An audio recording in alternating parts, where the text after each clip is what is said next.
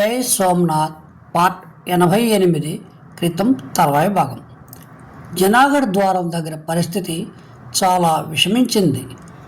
అబూనరపతి యువకుడు పరమారుడు భీమదేవుని ఆదేశం చొప్పున మొదట ద్వార సంరక్షణ చేస్తూ అశ్వకులను నూరుమారాడు. కానీ ఇటువైపు నిపుణులై కవచదారులకు సైనికులు లేనందువల్ల శత్రు సైనికులు వీరి చాలా వరకు పడగొట్టారు.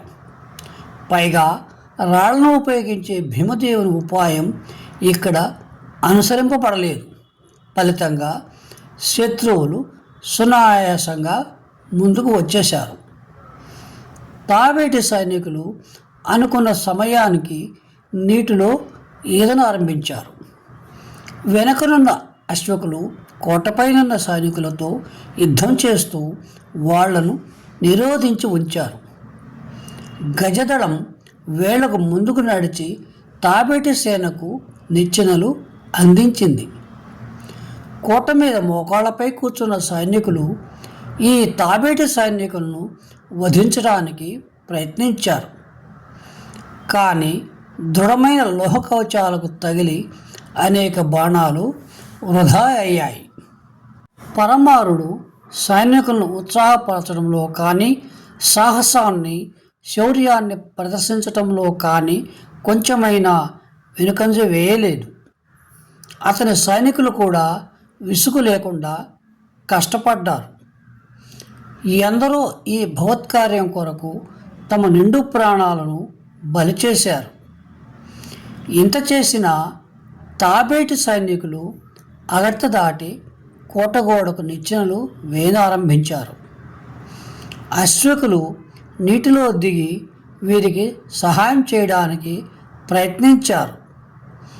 ఏనుగులు ఆ ఒడ్డున వచ్చి స్థిరంగా నిల్చున్నాయి.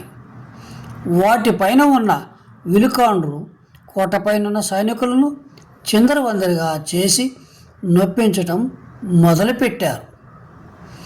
అదృష్టవశాత్తు అమీరు సేనలు కోట మధ్య ద్వారాన్ని ఎదిరించాయి. అందుకని అమీరు అతని సేనాపతులు అక్కడే తమ దృష్టిని కేంద్రీకరించారు. కనుక జనాగఢ ద్వారం వైపు లభించిన సౌకర్యాన్ని వాళ్ళు వినియోగించుకోలేకపోయారు. పరిగెత్తు నాయక అని పరమారుడు ఒక విశ్వాసపాత్రుడైన సేనానితో చెప్పాడు. పరిగెత్తి మహారాజుకు రత్నాదిత్యునికి చెప్పు, సైన్యాన్ని పంపమని. లేకపోతే మధ్యాహ్నానికి ఈ ద్వారాన్ని శత్రువులు ఆక్రమిస్తారని చెప్పు పో. సరే స్వామి అంటూ ఆ సేనాని ఈ వార్తను తెలపడానికి గుర్రాన్ని ఉరికించాడు. భీమదేవునికి ఈ వార్త తెలిసినప్పుడు ఉభయ పక్షాల మధ్య ద్వారం దగ్గర పేరుకు మాత్రమే యుద్ధం చేస్తున్నాయి. ఆక్రమణ తీవ్రత కొంత తగ్గింది. ప్రభాస సేనల వీరతాండవం కూడా కొంత తగ్గింది. కొత్త అశ్వకులను పంపడం ఆగింది. కొత్త తాబేటి సేనలు వస్తూ ఆగిపోయాయి. దాదాపు 300 మంది అగర్తాలో చీకాకు పరుస్తున్నారు. పైనుంచి ప్రభాస సైనికులు రాళ్లు విసిరి వారి ప్రాణాలను కబళిస్తున్నారు. అంతవరకు కోటకు ఒక్కడు కూడా నిచ్చెన వేయలేకపోయినాడు. విమల, నీవిక్కడ జాగ్రత్తగా ఉండు. జనాగఢ ద్వారం వైపు వెళ్తున్నా నేను. అక్కడ పరమారుని స్థితి విషమంగా ఉంది. ఇటువంటి ధనుర్ధారులైన సైనికులు సగం మంది నాతో రావాలి.